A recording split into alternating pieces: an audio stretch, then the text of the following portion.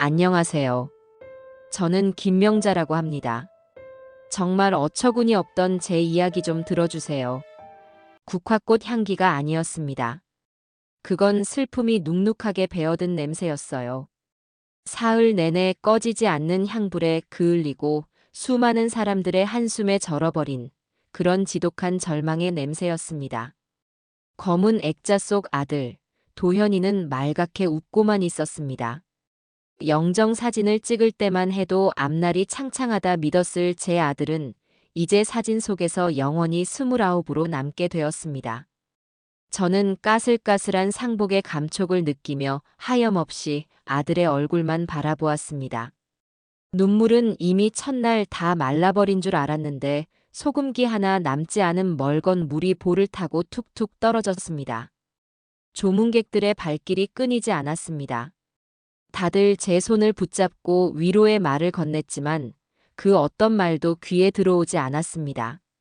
하늘도 무심하시지, 어린 나이에 안타까워서 어쩌나 부디 좋은 곳으로 갔을 겁니다 같은 말들은 귓가를 맴돌다 공기 중으로 흩어질 뿐이었어요. 그저 기계처럼 고개를 숙이고 힘없이 허리를 굽혔다가 펴는 동작을 반복했습니다. 무릎이 시리고 허리가 끊어질 듯 아파왔지만 아들의 고통에 비하면 아무것도 아니라는 생각에 이를 악물었습니다.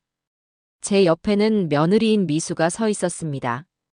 검은 상복을 입고 머리를 단정히 묶은 모습은 영락없는 비통한 아내의 모습이었어요. 조문객들이 올 때마다 아이고 우리 도현 씨 어떡해요 하며 어깨를 들썩이는 모습에 사정을 모르는 사람들은 혀를 차며 안타까워했습니다. 하지만 저는 압니다. 저 들썩이는 어깨가 얼마나 가식적인지, 손수건으로 찍어내는 눈가가 얼마나 바싹 말라있는지를요. 결혼하고 지난 몇 년간 아들이 아파하는 동안 저 아이가 어떤 얼굴을 하고 있었는지 저는 똑똑히 기억하거든요. 잠시 조문객의 발길이 뜸해진 틈을 타 미수가 잠시 자리를 비웠습니다. 피곤해서 그러려니 했는데 장례식장 구석 기둥 뒤에서 휴대폰을 붙들고 있는 모습이 눈에 들어왔습니다. 혹시나 급한 연락인가 싶어 신경을 끄려 했지만 미수의 찌푸린 미간과 작게 달싹이는 입술이 자꾸만 눈에 밟혔습니다. 저는 조용히 그쪽으로 다가갔어요. 가까이 다가갈수록 작게 새어나오는 목소리가 선명해졌습니다. 그러니까 그걸 왜 제일 비싼 걸로 하냐고. 그냥 기본으로 하면 되지 누가 본다고. 수화기 너머의 누군가에게 짜증을 내는 목소리였습니다. 장례 절차 중 무언가가 마음에 들지 않는 모양이었어요. 저는 차마 더 다가가지 못하고 그 자리에 우뚝 멈춰 섰습니다. 심장이 싸늘하게 가라앉는 기분이었어요. 전화를 끄는 미수는 한숨을 푹 내쉬며 혼잣말처럼 중얼거렸습니다. 아휴, 장례식 비용이 왜 이렇게 많이 나와? 사람 하나 죽는데 돈이 그냥 줄줄 새네. 그 순간 제 머릿속에 무언가가 툭 하고 끊어지는 것 같았습니다. 제 아들이 이 세상에 단 하나뿐이었던 제 아들이 차가운 한 줌 재가 되어 사라질 준비를 하고 있는데 저 아이의 머릿속에는 오직 돈 계산뿐이었습니다. 눈앞이 캄캄해지고 다리가 후들거렸지만 저는 애써 아무렇지 않은 척 다시 자리로 돌아왔습니다. 지금은 아들을 보내는 것에만 집중해야 한다고 저런 것 때문에 내 아들 가는 길을 어지럽힐 수는 없다고 수없이 되뇌었습니다. 하지만 한번 금이 가기 시작한 제 이성은 자꾸만 다른 생각들을 끄집어냈어요. 아들이 처음 아프다고 했을 때 미수는 대수롭지 않게 말했습니다. 어머니, 쟤 원래 좀 꾀병 심하잖아요. 회사 가기 싫어서 저러는 거예요. 병원에서 정밀 검사를 받아보라는 의사의 말에도 요즘 병원들 다 과잉 진료야. 쓸데없이 돈 쓰게 만들려고. 라며 핀잔을 주었지요. 결국 아들의 병이 깊어지고 나서야 마지못해 큰 병원으로 옮겼지만 그때는 이미 너무 늦은 후였습니다. 아들이 병상에 누워있는 동안에도 미수는 바빴습니다. 친구들과 여행을 가야 했고 새로 나온 명품 가방을 사러 백화점에 가야 했어요. 병간호는 온전히 제 몫이었습니다. 아들은 앙상하게 마른 손으로 제 손을 잡으며 말하곤 했습니다. 엄마, 미수한테는 너무 뭐라고 하지 마. 나 때문에 스트레스 받아서 그래. 다 나으면 내가 잘할게. 이 바보 같은 아들은 마지막 순간까지 제 아내를 감싸고 돌았습니다. 저는 그런 아들이 너무나 안쓰럽고 가여워서 차마 며느리에게 싫은 소리 한번 제대로 하지 못했습니다. 그것이 지금 와서 천추의 한이 될 줄은 꿈에도 몰랐습니다. 조문 마지막 날, 발인을 앞두고 장례식장은 다시 사람들로 북적였습니다. 도현의 친구들이 와서 영정 사진을 보며 엉엉 울음을 터뜨렸습니다. 도현아, 이놈아, 먼저 가면 어떡하냐? 친구들의 서러운 울음소리에 제 가슴도 갈기갈기 찢어졌습니다. 미수는 그 옆에서 우리 도현 씨, 친구들 와서 좋겠네 하며 또다시 연기를 시작했습니다. 이제는 그 모습이 역겹기까지 했습니다. 모든 절차가 끝나고 아들을 태운 버스가 화장터로 향하는 길. 저는 차창 밖으로 빠르게 스쳐 지나가는 풍경들을 멍하니 바라보았습니다. 아들과 함께 갔던 식당, 손주와 함께 놀러 갔던 공원. 모든 것이 그대로인데 제 아들만 이 세상에 없다는 사실이 비현실적으로 느껴졌습니다. 한 줌의 재로 변한 아들을 유골함에 담아 납골당에 안치하고 나니 정말로 모든 것이 끝났다는 생각에 온몸에 힘이 쭉 빠졌습니다. 집으로 돌아갈 힘조차 남아있지 않았어요. 친척 중 한 명이 그런 저를 부축해 주었습니다. 형님, 기운 차리셔야지요. 이제 산 사람은 살아야지. 산 사람은 살아야지요. 하지만 어떻게 살아야 할지, 앞으로 무엇을 보고 웃고 무엇을 위해 잠에서 깨어나야 할지 저는 아무것도 알 수 없었습니다. 장례식 내내 곁을 지켜주던 친척들도 힘들면 언제든 연락해라라는 말을 남기고 하나둘씩 떠나갔습니다. 텅 빈 장례식장에는 저와 제 품에 안겨 잠이 든 손주 준서, 그리고 며느리 미수, 이렇게 셋만 덩그러니 남았습니다. 시끄럽던 공간에 찾아온 정적은 그 어떤 소음보다 더 무겁고 공포스러웠어요. 미수는 지갑에서 계산서를 꺼내 들고 한참을 들여다보더니 인상을 찌푸리며 저를 쳐다보았습니다. 어머니, 이거 비용이 생각보다 너무 많이 나왔는데요. 일단 어머니가 가지고 계신 돈으로 먼저 계산하고 나중에 보험금 나오면 그때 정산하는 걸로 해요. 슬픔에 잠겨있을 시간조차 주지 않겠다는 듯 며느리는 차갑게 말했습니다. 저는 아무 대답도 하지 않았습니다. 대답할 기운도 없었고 저런 말을 하는 며느리와 상종하고 싶지도 않았습니다. 그저 곤히 잠든 손주 아이의 머리를 쓸어줄 뿐이었어요. 아들의 얼굴을 반쯤 닮은 아이. 이 아이를 봐서라도 억지로 살아야겠지요. 미수는 제 침묵을 긍정으로 받아들였는지 더는 아무 말도 하지 않았습니다. 그 아이는 제게 건조하게 말했습니다. 어머니도 이제 기운 차리셔야죠. 하지만 그 말투와 눈빛 어디에도 저를 걱정하는 기색은 조금도 없었습니다. 오히려 앞으로 처리해야 할 귀찮은 일들을 앞두고 짜증이 난다는 듯한 표정이었어요. 아들의 부재보다 더 시리게 다가오는 지독한 고독감. 저는 이제 정말 이 세상에 혼자 버려졌다는 절망감에 휩싸였습니다. 액자 속에서 환하게 웃고 있는 아들의 얼굴이 오늘따라 유난히 서러워 보였습니다. 집으로 돌아오는 택시 안은 숨막히는 침묵으로 가득했습니다.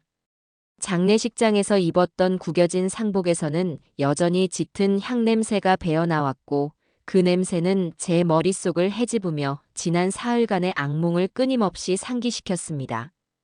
제 품에 안겨 잠든 손주 준서의 고른 숨소리만이 이 정막 속에서 유일한 생명의 소리처럼 들렸어요. 저는 아이의 여린 등을 토닥이며 차창 밖으로 시선을 돌렸습니다. 무심하게 불을 밝힌 상점들, 웃고 떠들며 지나가는 사람들. 모든 것이 평소와 똑같은데 제 세상만 뿌리째 뽑혀나간 기분이었습니다. 모든 것이 낯설고 모든 것이 저를 밀어내는 것만 같았어요. 아파트 단지에 들어서자 익숙한 풍경이 눈에 들어왔습니다. 저만치 보이는 놀이터 벤치에 앉아 도현이 어릴 적 무릎에 앉혀놓고 책을 읽어주던 기억이 스쳤습니다. 이제는 다시는 돌아오지 못할 시간들이었죠. 택시가 1층 현관 앞에 멈춰 서자 미수가 먼저 내리며 계산을 했습니다. 그 모습이 어찌나 당연하고 익숙한지 마치 오랫동안 이 모든 상황을 기다려온 사람처럼 보였습니다. 저는 잠든 준서를 조심스럽게 안아들고 차에서 내렸습니다. 아이의 따뜻한 온기가 차갑게 식어버린 제 가슴에 조금이나마 위안을 주었습니다. 엘리베이터를 타고 올라가는 짧은 순간 미수는 거울에 비친 자신의 얼굴을 꼼꼼히 살폈습니다. 손가락으로 눈가를 매만지고 흐트러진 머리카락을 정리하는 모습에서 슬픔에 잠긴 아내의 모습은 찾아볼 수 없었어요. 오직 피곤하고 모든 것이 귀찮다는 기색만이 역력했습니다. 저는 그저 꾹 다문 입술로 엘리베이터 문이 열리기만을 기다렸습니다. 띠리릭 삑.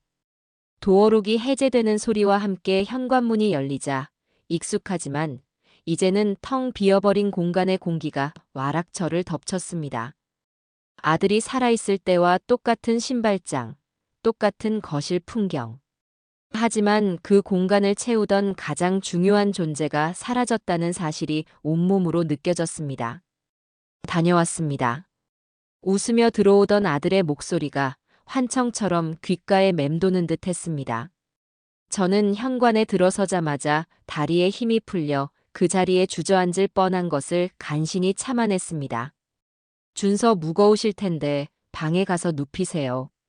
미수는 제 감정 따위는 안중에도 없다는 듯 자신의 구두를 벗어 신발장에 정리하며 말했습니다. 저는 묵묵히 준서를 안고 아이 방으로 들어갔습니다. 작은 침대에 아이를 눕히고 이불을 덮어주었습니다. 새근새근 잠든 얼굴이 제 아들의 어릴 적 모습과 겹쳐 보여 또다시 울컥 하고 뜨거운 것이 목구멍으로 치밀어 올랐습니다. 방 한쪽 벽에는 준서와 도현이 함께 활짝 웃고 있는 사진이 걸려 있었습니다. 불과 몇 달 전 아들의 병색이 깊어지기 전에 마지막으로 갔던 가족 여행에서 찍은 사진이었어요. 사진 속 아들은 조금 야위긴 했지만 행복해 보였습니다. 저 행복이 영원할 것이라 믿었던 제가 어리석었습니다. 한참을 아이방에 서 있다가 거실로 나오자 미수는 이미 소파에 앉아 휴대폰을 들여다보고 있었습니다. 제가 나온 것을 보고도 눈길 한 번 주지 않았어요. 저는 말없이 부엌으로 가 물을 한 잔 따라 마셨습니다. 손이 덜덜 떨려 컵을 놓칠 뻔했습니다. 겨우 마음을 추스르고 소파 맞은편에 앉자 그제야 미수가 휴대폰에서 눈을 떼고 저를 쳐다보았습니다. 어머니, 이제 정신없겠지만 우리도 앞으로 어떻게 할지 정리를 좀 해야 할 것 같아요. 정리라니? 일단은 도현 씨 물건부터요. 저 방에 저렇게 그대로 두는 건 아닌 것 같아요. 볼 때마다 마음만 아프고 자리만 차지하잖아요. 빨리 치워야 우리도 새 출발을 하죠. 새 출발. 남편이 죽은 지 이제 겨지 사흘째인데 저 아이의 입에서는 벌써 새 출발이라는 말이 나오고 있었습니다. 저는 기가 막혀서 아무 말도 할 수 없었습니다. 아들의 채취가 아직 남아있는 저 방의 물건들을, 아들의 인생이 고스란히 담겨있는 저 흔적들을 자리만 차지하는 짐짝으로 취급하는 며느리의 잔인함에 온몸에 소름이 돋았습니다. 너무 이르지 않니? 아직 49제도 지나지 않았는데. 이른 게 어디 있어요? 죽은 사람은 죽은 거고 산 사람은 살아야죠. 언제까지 그렇게 과거에 얽매여서 살 거예요? 저는 준서 생각해서라도 빨리 털고 일어서야 해요. 마치 저를 아들의 죽음에 매달려 앞길을 가로막는 짐이라도 되는 듯 말하는 투에 저는 더 이상 참을 수가 없었습니다. 그럼 너는 네 남편이 죽었는데 아무렇지도 않다는 말이니? 슬프지도 않아? 왜 슬프지 않겠어요? 당연히 슬프죠. 그런데 슬프다고 주저앉아 있으면 누가 우리 준서 먹여 살려요? 어머니가 먹여 살리실 거예요? 현실을 봐야죠, 어머니. 언제까지 감상에 젖어 계실 거예요? 미수는 조금도 물러서지 않고 따박따박 대꾸했습니다. 그 뻔뻔한 태도에 화가 머리끝까지 치밀었지만 여기서 싸워봤자 남는 것은 상처뿐이라는 생각에 입술을 깨물었습니다. 아들이 살아있을 때도 저런 식이었어요. 언제나 현실, 돈, 미래 같은 것들을 방패 삼아 자신의 이기심을 정당화했지요. 아픈 남편 앞에서 병원비 때문에 우리 노후는 어떡하냐고 말하던 사람이었습니다. 미수는 제가 아무 말이 없자 이야기가 잘 풀린다고 생각했는지 본론을 꺼내기 시작했습니다.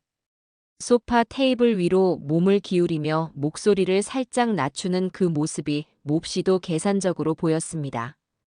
그리고 어머니, 이 집 문제도 정리해야 할 것 같아요. 원래 이거 도현 씨가 자기 앞으로 해달라고 했던 거 기억하시죠? 결혼할 때 어머니가 돈 보태주신 건 감사하지만 엄연히 우리 부부 집이잖아요. 이제 도현 씨가 없으니 법적으로는 저랑 준서한테 상속되는 게 맞아요. 그러니까 상속 절차 복잡해지기 전에 명의를 제 앞으로 깔끔하게 정리해두고 싶어요.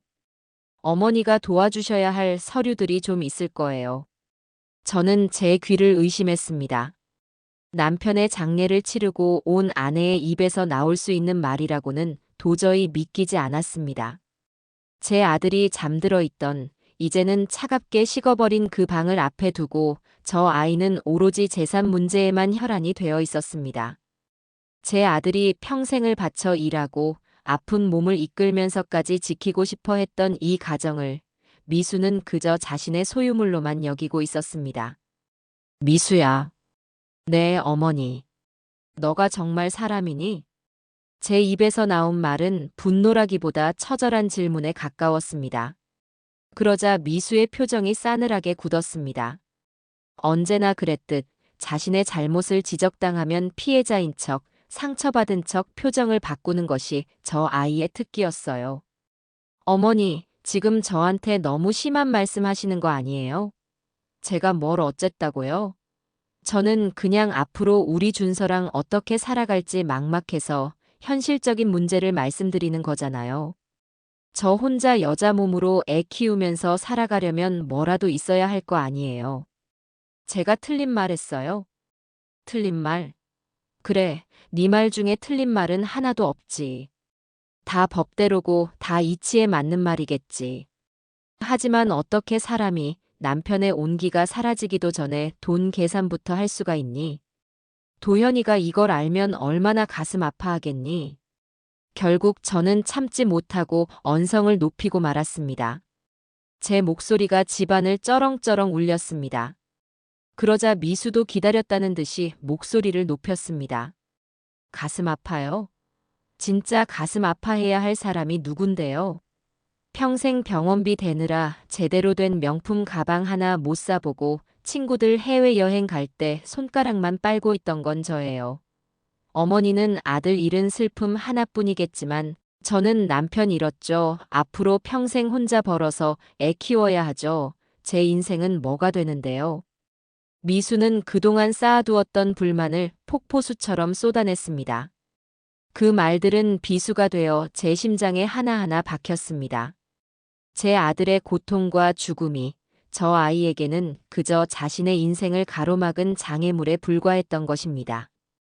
저는 너무 큰 충격에 더 이상 말을 잇지 못하고 거친 숨만 몰아쉬었습니다.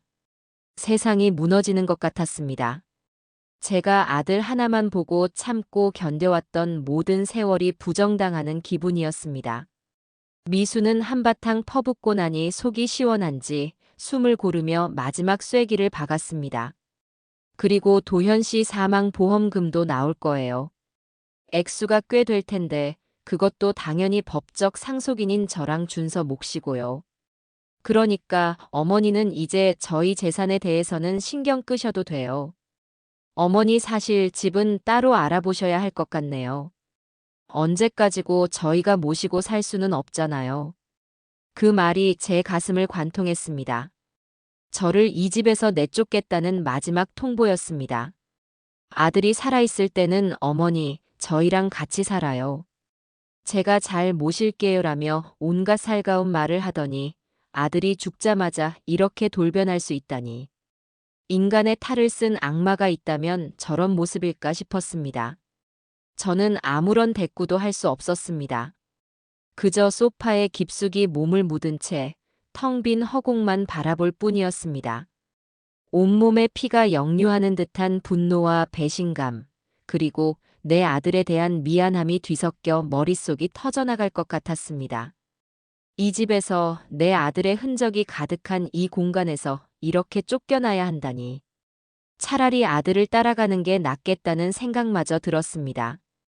바로 그때였습니다. 할머니, 할머니. 작은 폭풍처럼 현관문이 벌컥 열리며 손주 준서가 뛰어들어왔습니다.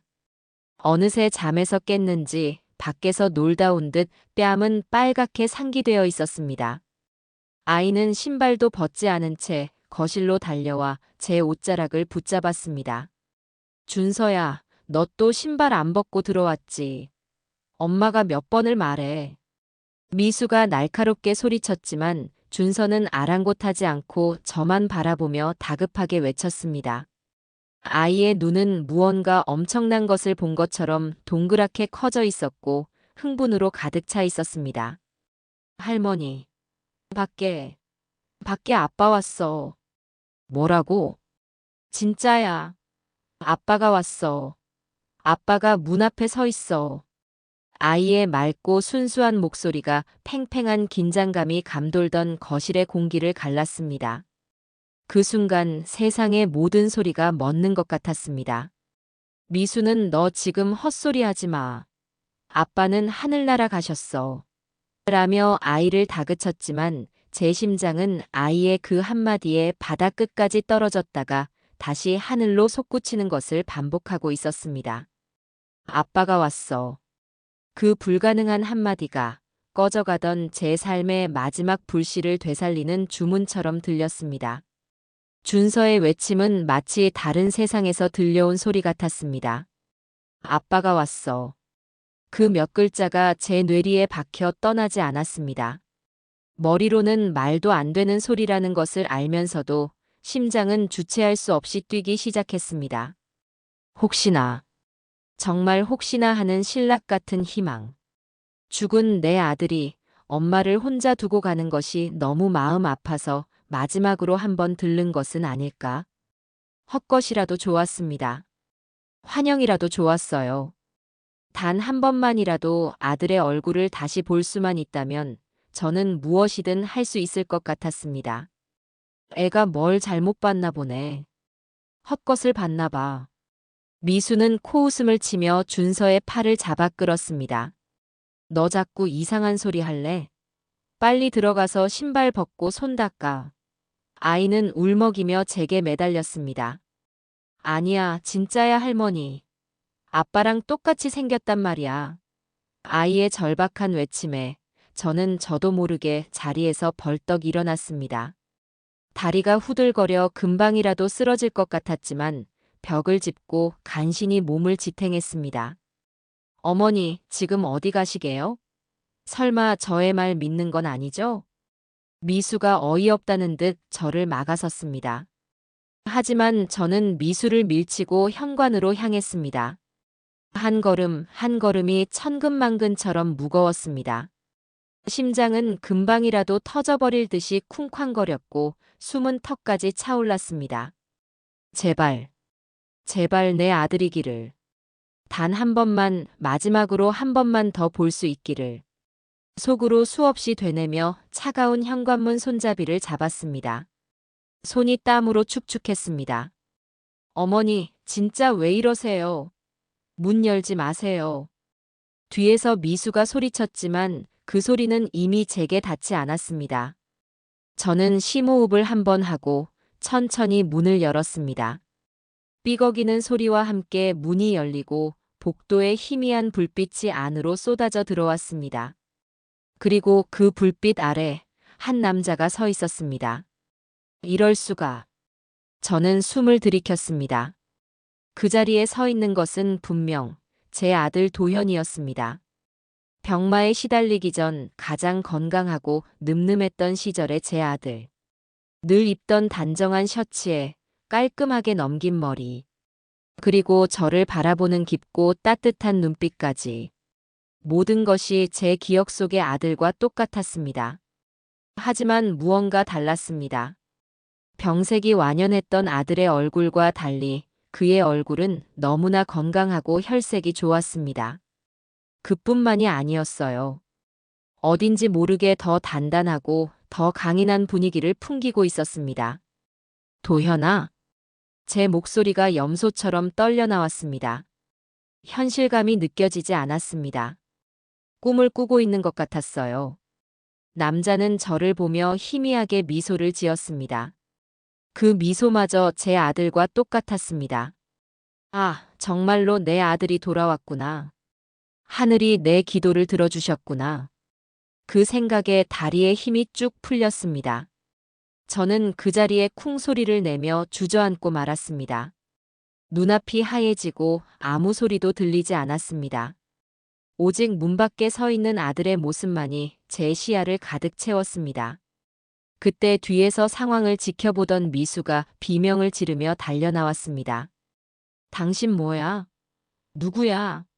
미수는 저와 남자 사이를 가로막고 서서 잔뜩 경계하는 눈빛으로 남자를 쏘아보았습니다. 어디서 죽은 사람 얼굴을 하고 나타나서 사람을 놀라게 해. 당신 사기꾼이지. 우리 재산 노리고 온 거지. 미수의 날카로운 목소리에 잠시 몽롱했던 정신이 조금씩 돌아왔습니다. 사기꾼. 그래, 어쩌면 저 아이 말이 맞을지도 모릅니다. 세상에 죽은 사람이 다시 살아 돌아오는 일이 있을 리가 없지요. 아들을 너무 그리워한 나머지 제가 헛것을 보고 있는 것일지도 모릅니다. 아니면 정말로 아들과 닮은 사람이 아들의 죽음을 알고 나쁜 마음을 품고 찾아온 것일 수도 있습니다. 하지만 저 눈빛은, 저를 바라보는 저 애틋하고 그리움 가득한 눈빛은 제가 아는 제 아들의 것이었습니다. 남자는 미수의 고함에도 아랑곳하지 않았습니다. 그의 시선은 처음부터 끝까지 바닥에 주저앉아 있는 제게 고정되어 있었습니다. 그는 미수를 조용히 비켜서서 제 앞으로 다가와 무릎을 꿇었습니다. 그리고는 떨리는 손을 뻗어 제 손을 잡았습니다. 따뜻한 온기가 제 손으로 전해져 왔습니다. 헛것이 아니었습니다. 어머니 맞으시죠? 남자의 입에서 나온 첫마디였습니다. 어머니. 그 한마디에 제 심장이 다시 한번 철렁 내려앉았습니다. 목소리마저 아들의 목소리와 너무나도 닮아 있었습니다. 하지만 30년의 세월을 건너온 듯 어딘지 모르게 더 깊고 낯선 울림이 섞여 있었습니다. 저는 혼란스러운 눈으로 남자를 바라보았습니다. 아들이면서 아들이 아닌 사람. 이 기묘한 상황에 머릿속이 터질 것 같았습니다. 어머니라니 누가 당신 어머니야. 이 사기꾼이 진짜. 당장 안 나가. 경찰에 신고하기 전에 당장 꺼져. 미수는 남자의 팔을 붙잡고 흔들며 악을 썼습니다. 하지만 남자는 꿈쩍도 하지 않았습니다. 그는 여전히 제 눈을 똑바로 바라보며 다시 한번 입을 열었습니다. 그의 눈가가 촉촉하게 젖어들고 있었습니다. 저예요, 어머니. 기억 안 나세요? 도석이요. 박도석. 도석이? 그 이름을 듣는 순간 제 머릿속을 무언가가 강타하는 듯한 충격이 덮쳤습니다. 도석이. 잊으려야 잊을 수 없는 이름. 제 가슴 속에 30년 동안 응어리처럼 박혀있던 이름. 도현의 쌍둥이 동생.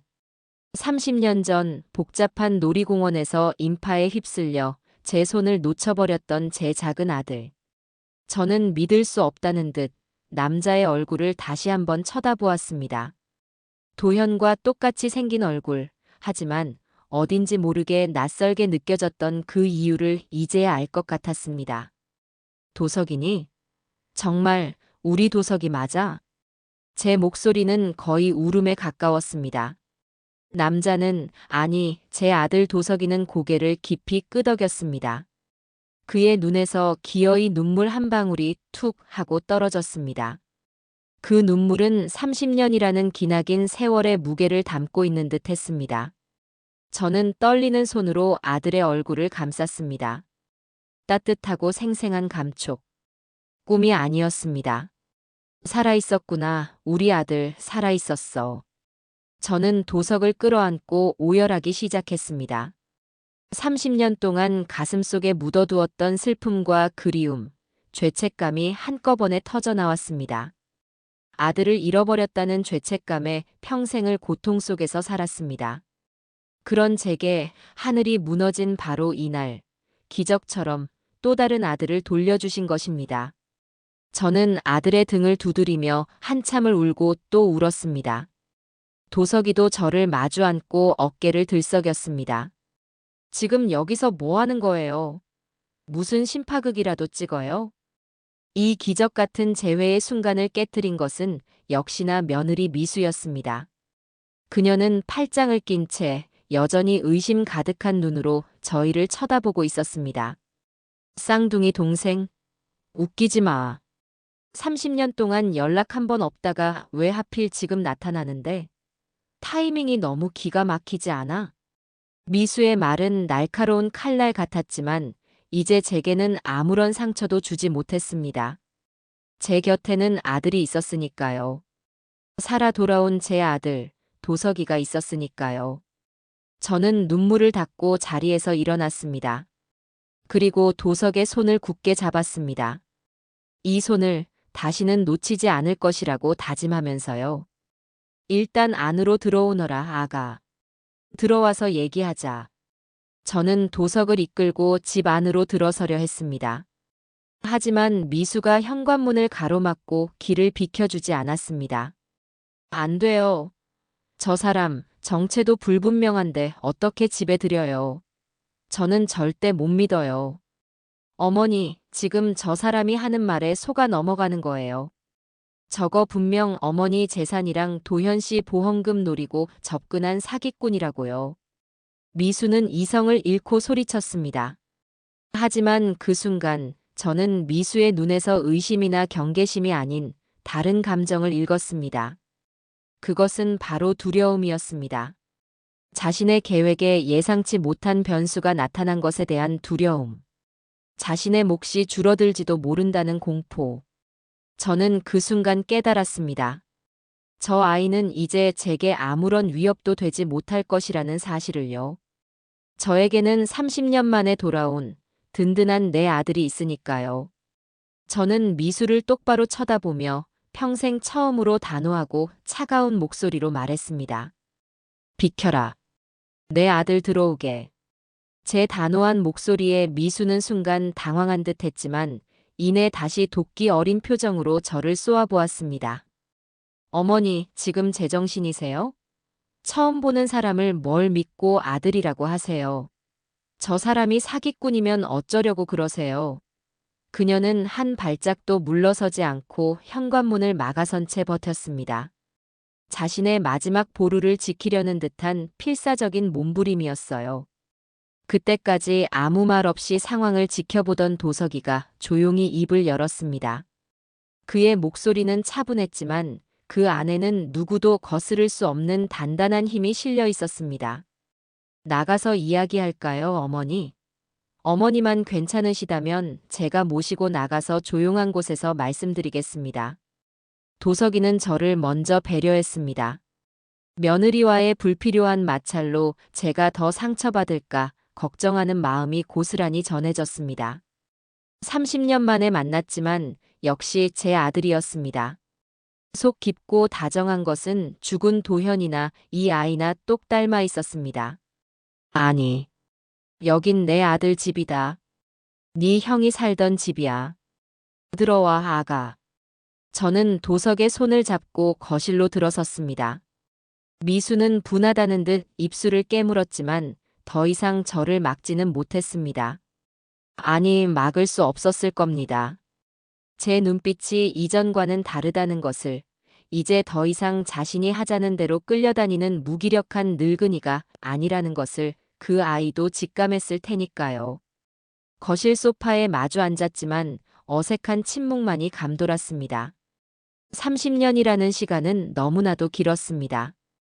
어디서부터 무슨 말부터 시작해야 할지 막막했습니다.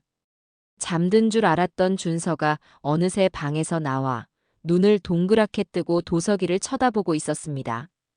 아이는 겁을 먹은 것 같기도 하고 신기한 것 같기도 한 표정으로 제 뒤에 숨어 고개만 빼꼼 내밀었습니다. 저 아이가 형의 아들이군요.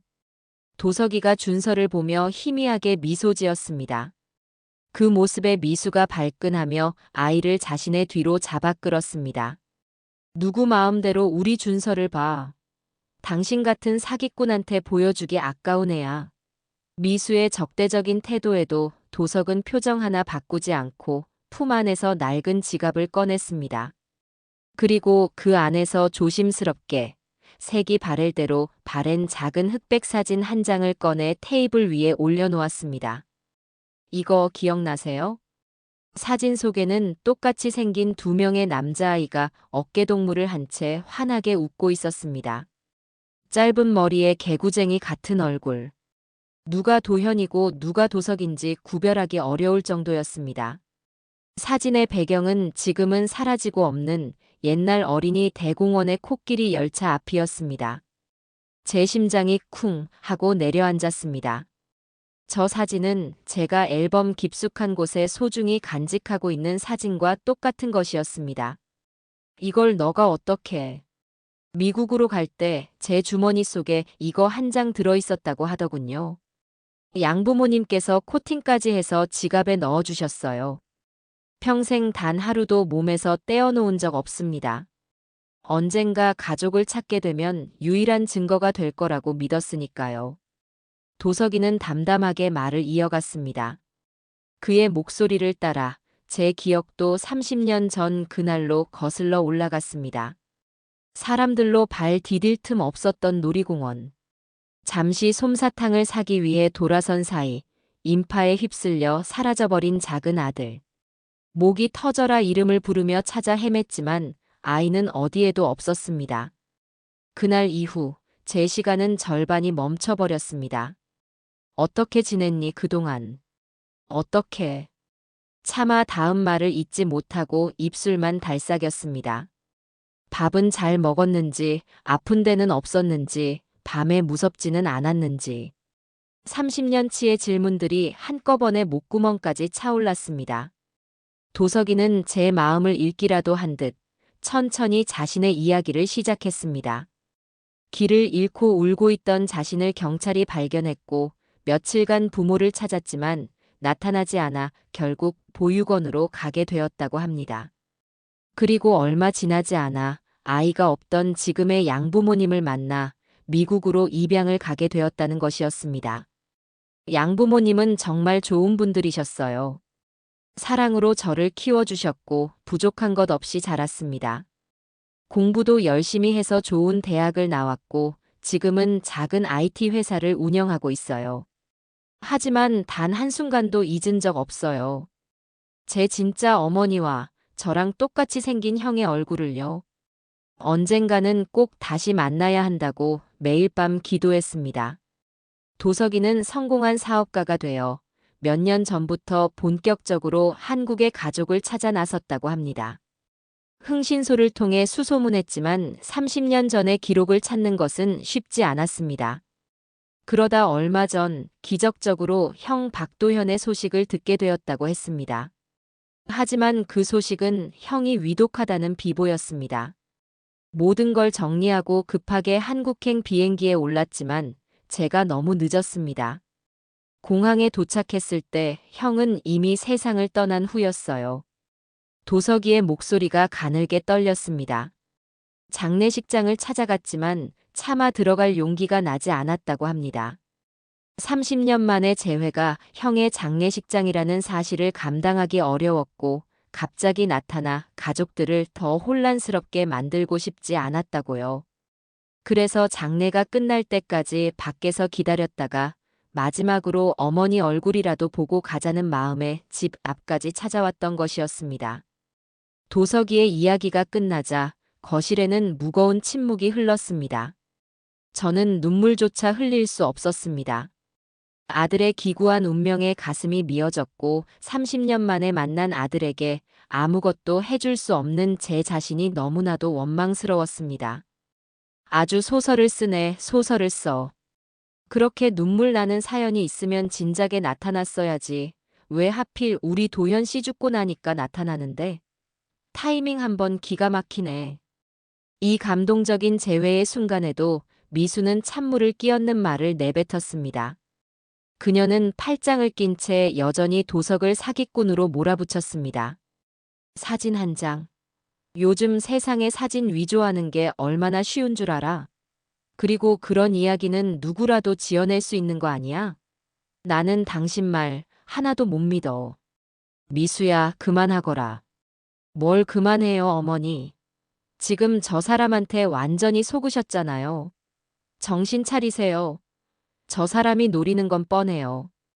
도현 씨 앞으로 나올 보험금, 그리고 이 아파트. 어떻게든 상속 지분 뜯어내려는 수작이라고요.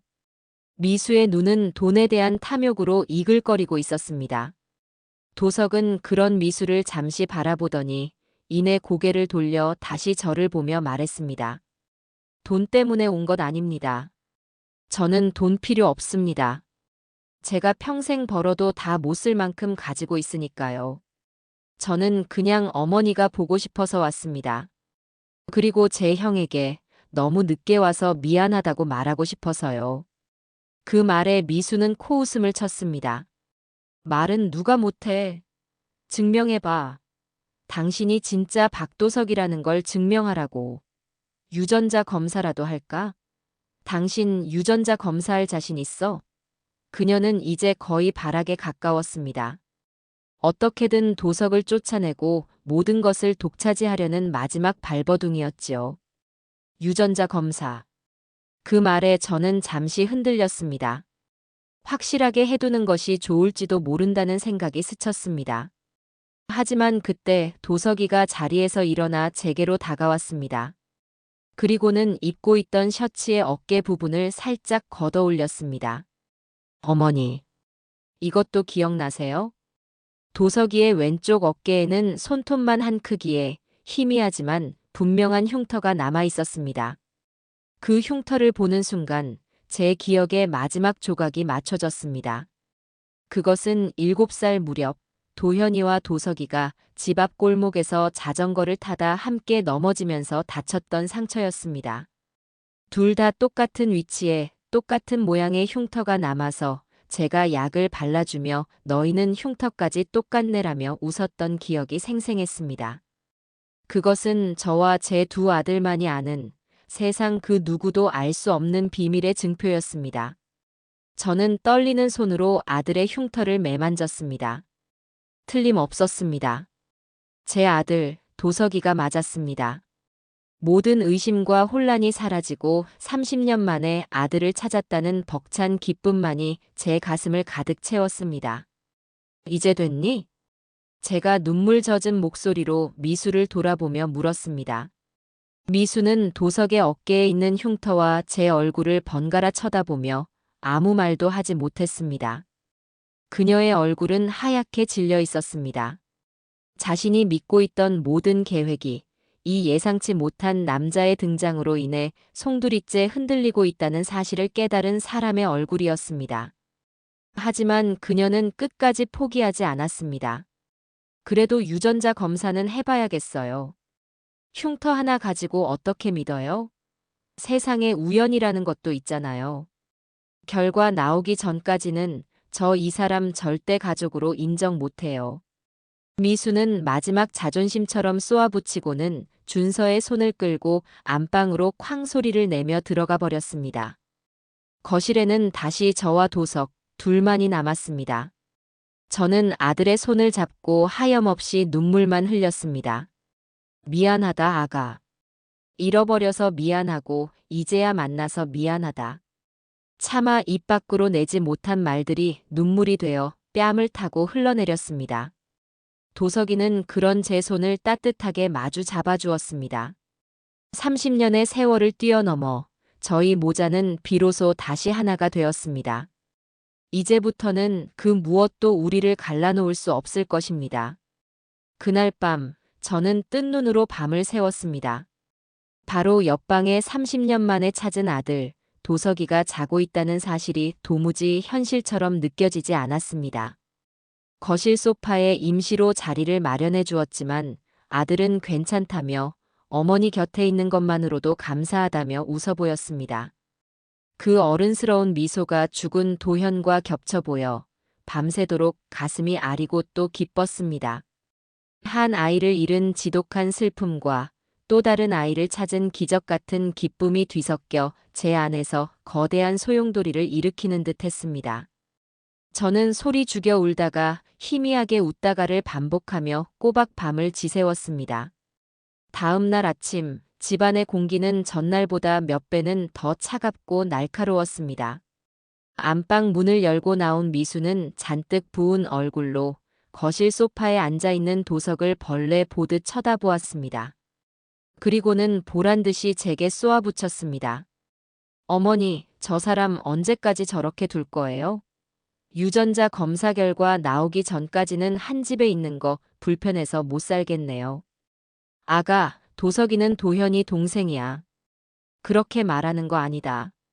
동생이요? 아직 확실하지도 않은데 김칫국부터 마시지 마세요. 그리고 설령 맞다고 해도 30년 동안 연락 한 번 없던 사람이잖아요. 남이나 마찬가지지 무슨 가족이에요. 미수는 식탁 의자를 거칠게 빼내 앉으며 투덜거렸습니다. 아침 식사를 차릴 생각도 없는 듯 팔짱을 낀 채 저와 도석을 번갈아 쏘아볼 뿐이었습니다. 도석이는 그런 미수의 태도에도 개의치 않는다는 듯 조용히 일어나 제게 말했습니다. 어머니, 제가 아침 식사 준비하겠습니다. 뭐 드시고 싶으신 거 있으세요? 아니다, 아가. 내가 해야지. 너는 손님인데. 손님 아닙니다. 아들입니다. 도석이는 부드럽지만 단호하게 말하며 부엌으로 들어섰습니다. 그리고는 익숙한 솜씨로 냉장고를 열어 재료를 확인하고 냄비에 물을 올리기 시작했습니다. 그 뒷모습을 보는데 또다시 울컥 하고 눈물이 쏟아질 뻔했습니다. 30년 동안 보지 못했던 아들이 차려주는 아침밥이라니. 꿈에서도 상상해보지 못한 일이었습니다. 그때 안방에서 준서가 부스스한 얼굴로 걸어 나왔습니다. 아이는 거실의 낯선 분위기에 잠시 주춤하더니 부엌에 서 있는 도석을 보고는 제게로 와서 속삭였습니다. 할머니, 저 아저씨 진짜 아빠 동생이야? 응, 우리 준서 작은 아빠야. 제가 미소 지으며 대답하자 아이는 호기심 가득한 눈으로 도석을 바라보았습니다. 아이의 눈에는 어른들의 세계에서 벌어지는 복잡한 갈등 따위는 보이지 않았습니다. 그저 아빠와 닮은 새로운 가족의 등장이 신기하고 궁금할 뿐이었지요. 시끄러워, 박준서. 빨리 들어가서 옷 갈아입어. 유치원 갈 시간이야. 미수는 아이의 순수한 호기심마저 용납할 수 없다는 듯 날카롭게 소리쳤습니다. 준서는 엄마의 서슬퍼런 기세에 어깨를 움츠리며 방으로 들어갔습니다. 그 모습을 보는 제 가슴이 미어졌습니다. 아비 잃은 아이에게 유일한 피부치인 삼촌이 생겼는데 저 아이는 뭐가 그렇게 불만인 걸까요? 잠시 후 구수한 된장찌개 냄새가 집안에 퍼지기 시작했습니다. 도석이는 간단하지만 정갈하게 아침상을 차려냈습니다. 김이 모락모락 나는 쌀밥과 된장찌개, 그리고 계란말이 몇 조각. 소박한 밥상이었지만 제게는 세상 그 어떤 진수성찬보다 더 값진 것이었습니다. 어머니, 식사하세요. 도석이의 말에 식탁에 앉았지만 미수는 여전히 요지부동이었습니다. 저는 저런 정체불명의 남자가 만든 음식 안 먹어요. 입맛 없으니까 두 분이서 드세요. 삐딱하게 말하는 며느리를 보니 밥맛이 뚝 떨어졌지만 아들이 차려준 성의를 봐서라도 숟가락을 들어야 했습니다. 참, 어머니. 밥을 한술 뜨려는데 미수가 마치 중요한 사실을 이제야 떠올렸다는 듯 말했습니다. 어머니, 이제 슬슬 혼자 사실 집 알아보셔야죠. 언제까지 저희한테 얹혀 사실 수는 없잖아요. 안 그래도 준서 때문에 좁은데 이제는 저 사람까지 들락거릴 테니 더 복잡해지겠네요. 쿵 하고 심장이 내려앉는 것 같았습니다. 이 집에서 나가라는 말을 이렇게 아무렇지 않게 아침 식탁에서 꺼낼 수 있다는 사실에 경악을 금치 못했습니다. 이 집은 제 평생의 저축과 아들의 대출금이 합쳐져 마련한 우리 가족의 모든 것이 담긴 공간이었습니다. 그런데 이제 와서 저를 얹혀 사는 식객 취급을 하는 것이었습니다. 미수야, 그 말이 지금 할 소리니? 왜요? 틀린 말 아니잖아요. 어머니도 이제 어머니 인생 사셔야죠. 저희도 저희 인생 살고요. 요즘은 노인분들 혼자 지내기 좋은 실버타운 같은 곳도 많다던데, 그런데 한번 알아보세요. 그 말은 제게 비수처럼 꽂혔습니다. 실버타운. 저 아이는 저를 요양원에 보내버릴 계획까지 세우고 있었던 것입니다. 분노에 몸이 떨려 숟가락을 쥔 손이 덜덜 떨렸습니다. 그때 맞은편에 앉아있던 도석이가 조용히 숟가락을 내려놓았습니다. 어머니, 제 집으로 들어가시죠. 뭐? 제가 한국에 머물 집을 미리 구해두었습니다. 여기보다 훨씬 넓고 쾌적한 곳입니다. 저와 함께 그곳으로 가시죠. 더 이상 이런 대우 받으면서 여기 계실 이유가 없습니다. 도석이의 제안은 가뭄의 단비처럼 고마웠지만 저는 선뜻 대답할 수가 없었습니다. 이 집은 도현이의 마지막 흔적이 남아있는 곳이었습니다. 아들의 웃음소리, 발소리, 채취가 아직도 곳곳에 배어있는 이 공간을 떠난다는 것은 제게 아들을 2번 죽이는 것과 같은 아픔이었습니다. 아니, 나는 괜찮다. 나는 여기가 편해. 어머니, 네 형 물건들도 아직 정리 못했고 나는 여기서 네 형 마지막 길 잘 배웅해주고 싶구나. 제 대답에 도석이는 더 이상 아무 말도 하지 않았습니다. 그저 안타까운 눈빛으로 저를 바라볼 뿐이었습니다.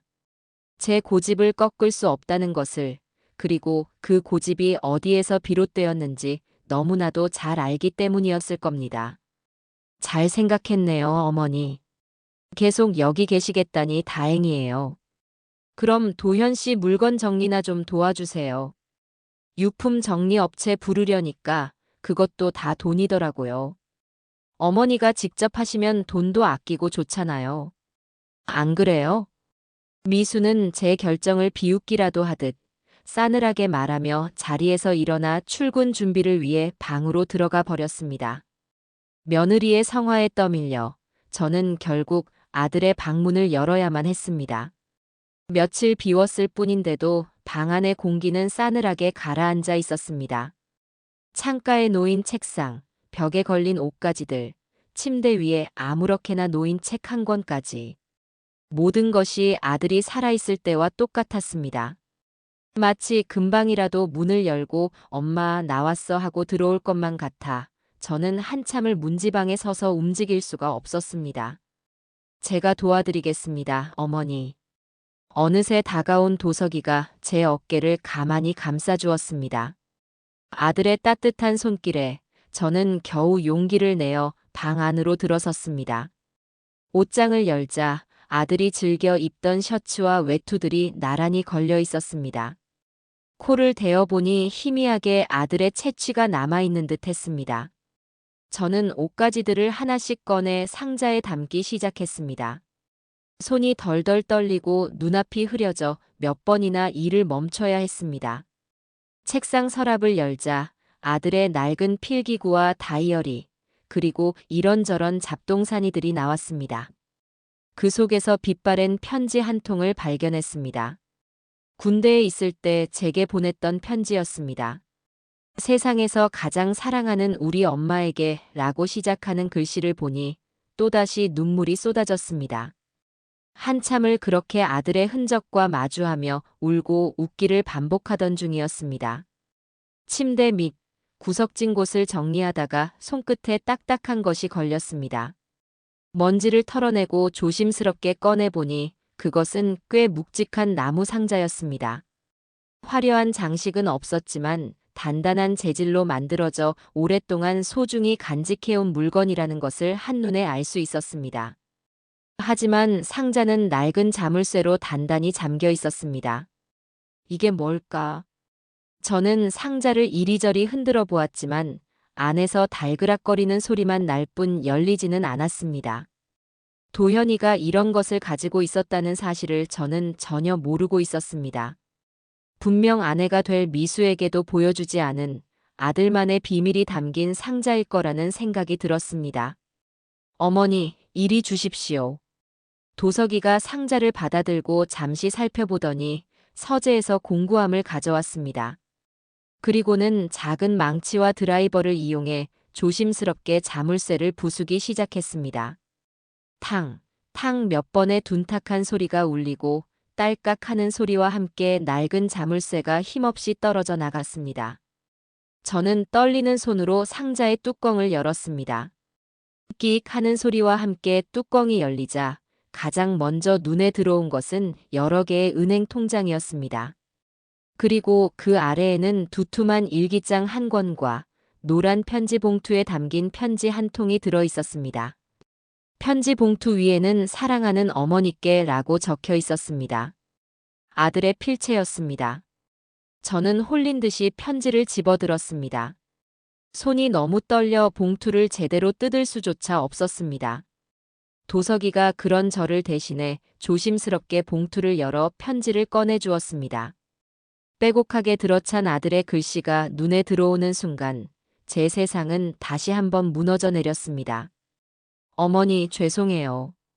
제가 너무 약해서 못난 아들이라서 정말 죄송합니다. 편지의 첫 문장을 읽는 순간 저는 더 이상 버틸 수가 없었습니다. 도현아 하고 아들의 이름을 부르짖으며 그 자리에 주저앉아 통곡하고 말았습니다. 상자 안에 담겨 있던 것은 단순한 유품이 아니었습니다. 그것은 제 아들이 지옥 같은 세상 속에서 마지막까지 붙잡고 있었던 처절한 삶의 증거이자 사랑하는 어머니에게 남기는 마지막 선물이었습니다. 아들의 이름을 부르짖으며 바닥에 주저앉은 저를 도석이가 말없이 부축해 일으켰습니다. 저는 아들의 편지를 부들부들 떨리는 손으로 붙잡은 채 소파에 겨우 몸을 기댔습니다. 눈물이 비 오듯 쏟아져 편지지에 글씨가 번져나갔습니다.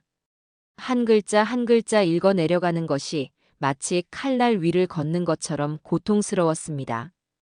편지는 아들의 절절한 참회와 사랑으로 가득했습니다. 어머니, 이 편지를 읽고 계실 때쯤이면 저는 아마 어머니 곁에 없겠지요. 불효자식을 먼저 보내는 아픔을 들여 정말 죄송합니다. 매일 밤 홀로 남으실 어머니를 생각하면 가슴이 찢어지는 것 같았습니다. 하지만 저는 이제 너무 지쳤습니다. 이 지옥 같은 삶을 끝내고 싶다는 생각밖에 들지 않아요. 지옥 같은 삶. 제 아들이 자신의 삶을 그렇게 표현하고 있었습니다. 저는 아들이 병 때문에 힘들어한다고만 생각했지 그 삶 자체가 지옥이었을 거라고는 상상도 하지 못했습니다. 편지는 계속 이어졌습니다. 미수와 결혼한 것이 제 인생의 가장 큰 실수였습니다. 처음에는 사랑이라고 믿었지만 그것은 제 착각이었습니다. 그 여자는 저를 사랑한 것이 아니라 제 배경과 안정적인 직장을 사랑했던 것뿐이었어요. 제가 아프기 시작하자 그 여자의 본색이 드러나기 시작했습니다. 저는 숨을 죽이고 다음 문장을 읽어 내려갔습니다. 그것은 제 상상을 초월하는 끔찍한 진실의 기록이었습니다. 제가 밤새 기침을 하며 고통스러워할 때 미수는 귀찮다며 다른 방으로 건너가 잠을 잤습니다. 병원에 가야 한다고 말하면 돈도 못 버는 게 병원 갈 생각만 한다며 면박을 주었고 제 병원비로 자신의 명품 가방을 사고 친구들과 해외여행을 다녀왔습니다. 저는 바보같이 제가 더 노력해서 돈을 많이 벌면 모든 것이 괜찮아질 거라고 믿었습니다. 하지만 아니었어요. 그 여자의 욕심은 밑 빠진 독과 같았습니다. 편지를 읽는 제 손이 분노로 부들부들 떨렸습니다. 어렴풋이 짐작은 했지만 이 정도일 줄은 몰랐습니다. 미수는 제 아들을 서서히 죽어가게 만든 악마였습니다. 아들의 고통을 철저히 외면하고 그 고통을 담보로 자신의 사치와 허영을 채웠던 것입니다. 저는 그동안 며느리의 거짓 눈물에 속아 넘어간 제 자신이 너무나도 한심하고 원망스러워 가슴을 쳤습니다. 어머니, 제가 왜 그 여자와 이혼하지 않았는지 궁금하시겠지요. 저도 수백 번, 수천 번을 고민했습니다. 하지만 준서 때문에, 제 아들 준서 때문에 그럴 수가 없었습니다. 저처럼 압이 없는 아이로 만들고 싶지 않았어요. 그리고 제가 이혼을 요구하면 그 여자가 어떤 짓을 할지 두려웠습니다. 분명 어머니와 준서를 가만두지 않을 것 같았어요. 저는 힘이 없었으니까요. 아프고 돈 없는 남편은 그 여자에게 아무런 위협이 되지 못했습니다. 아들은 마지막 순간까지 저와 손주를 지키기 위해 그 모진 수모와 멸시를 홀로 견뎌냈던 것입니다. 이 바보 같은 아들. 왜 엄마에게는 한마디 말도 하지 않았는지. 왜 혼자서 그 모든 짐을 짊어지려 했는지. 원망스러운 마음과 안쓰러운 마음이 뒤섞여 심장이 터질 것 같았습니다. 편지의 마지막 부분에는 통장과 일기장에 대한 이야기가 적혀 있었습니다. 어머니, 이 상자 안에 들어있는 통장들은 제가 아내 몰래 모아둔 비상금입니다. 생활비를 아끼고 밤에 몰래 대리운전을 해서 번 돈입니다. 얼마 되지 않는 돈이지만 이 돈만큼은 절대 그 여자 손에 들어가면 안 됩니다. 어머니와 내 아들 준서를 위한 제 마지막 선물입니다. 부디 이 돈으로 준서 맛있는 거 많이 사주시고 어머니도 병원 꼭 다니세요. 그리고 제 일기장을 꼭 읽어주세요. 거기에는 제가 차마 입 밖으로 꺼내지 못했던 모든 진실이 담겨 있습니다. 제 억울함을 풀어줄 유일한 증거가 될 겁니다. 사랑합니다, 어머니. 다음 생에는 꼭 건강한 아들로 태어나서 평생 어머니 호강시켜 드릴게요. 편지를 다 읽고 났을 때 저는 거의 탈진 상태였습니다. 눈물은 더 이상 나오지 않았고 그 자리에는 차가운 분노와 칼날 같은 결심만이 남았습니다. 도석이가 제 어깨를 감싸며 말했습니다. 어머니, 이제 그만. 아니다. 저는 고개를 저으며 상자 안에 있던 두툼한 일기장을 꺼내 들었습니다. 낡은 표지를 넘기자 아들의 익숙한 필체가 모습을 드러냈습니다. 첫 장은 결혼 날짜부터 시작되었습니다. 처음 몇 장은 신혼의 단꿈에 젖은 행복한 이야기들로 채워져 있었습니다. 하지만 아들이 아프기 시작한 시점부터 일기장의 내용은 180도 달라져 있었습니다. 2024년 10월 17일. 오늘 병원에서 검사 결과가 좋지 않다고 했다. 미수에게 이야기했더니 한숨부터 쉰다. 그래서 돈 많이 들어가는 병이야? 라고 묻는 얼굴에 걱정보다는 짜증이 가득했다. 내가 아픈 것이 이 여자에게는 그저 돈 나가는 귀찮은 일이 되어버린 것 같다. 가슴이 시리다. 2025년 1월 22일. 밤새 열이 나고 기침이 멈추지 않았다. 옆에서 자던 미수가 시끄럽다며 이불을 들고 건너방으로 가버렸다. 캄캄한 방에 홀로 누워 기침을 하다 보니 서러움에 눈물이 났다. 나는 이 집에서 가장이 아니라 그냥 돈 버는 기계, 이제는 그것마저 고장 나버린 애물단지인가 보다. 2025년 4월 11일.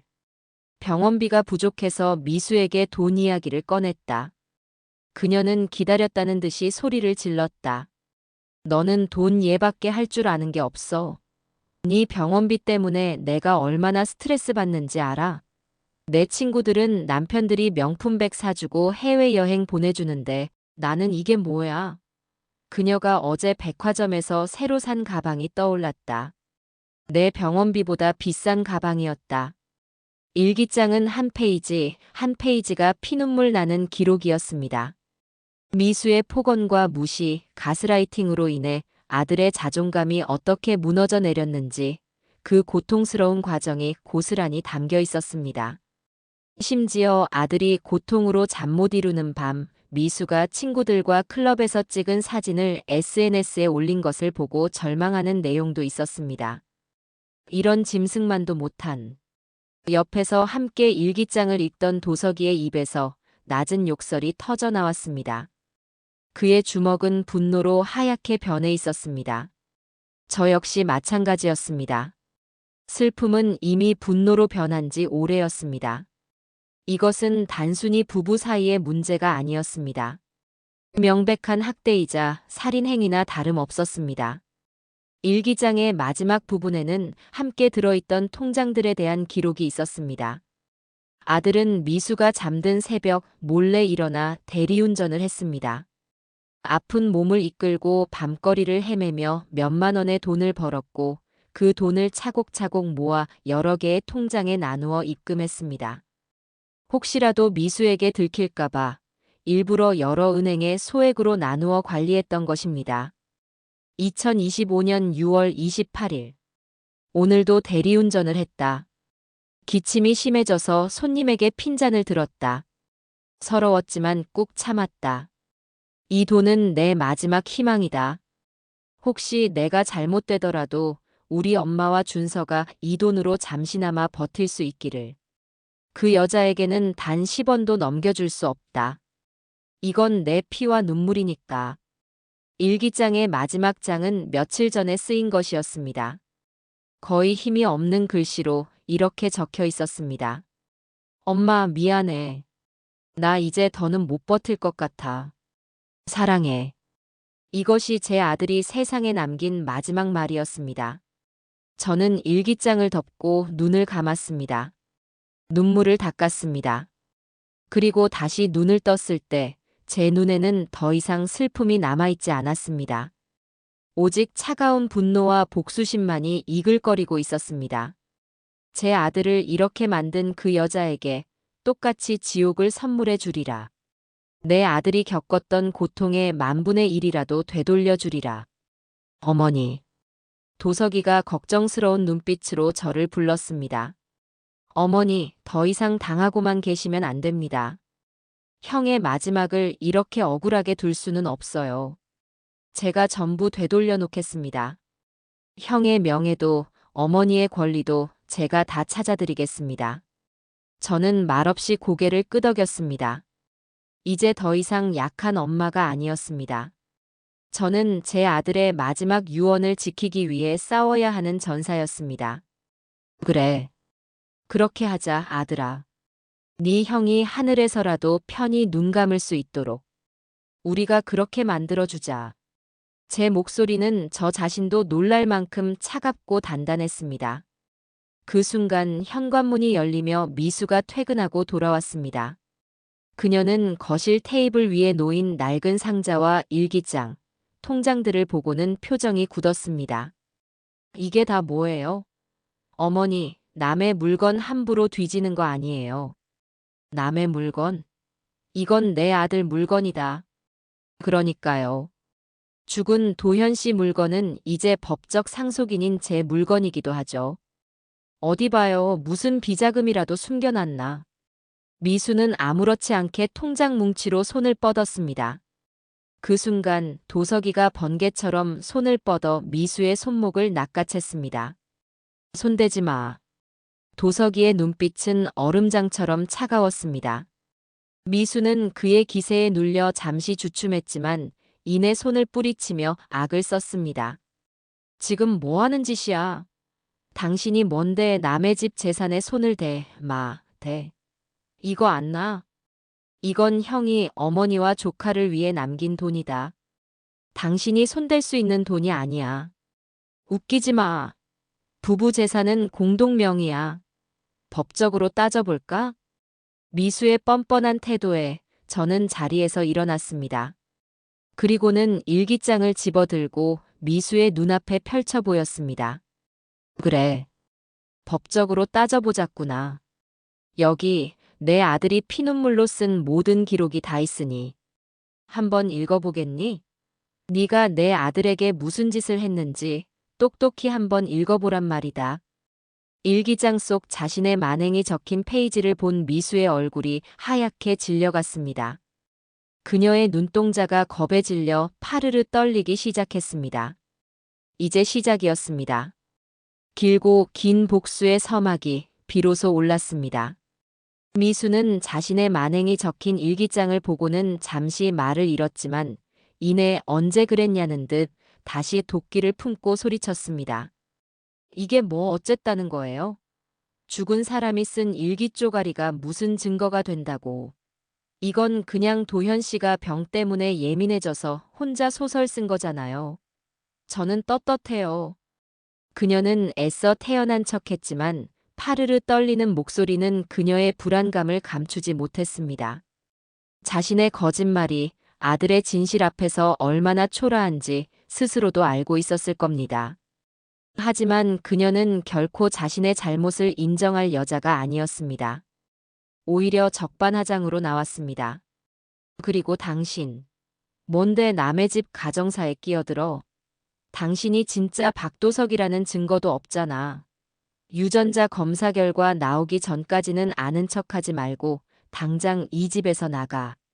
미수는 모든 분노의 화살을 도석에게로 돌렸습니다. 지금 이 상황을 만든 원흉이 도석이라고 생각하는 듯 했습니다. 도석이는 그런 미수를 차갑게 바라보며 품 안에서 휴대폰을 꺼내 들었습니다. 그리고는 어딘가로 전화를 걸었습니다. 김 변호사님이십니까? 접니다.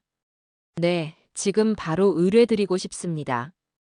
가능한 가장 빠른 시간 내에 뵙고 싶습니다. 네, 자료는 차고 넘칩니다. 짧은 통화를 마친 도석이는 미수를 향해 말했습니다. 변호사를 선임했다.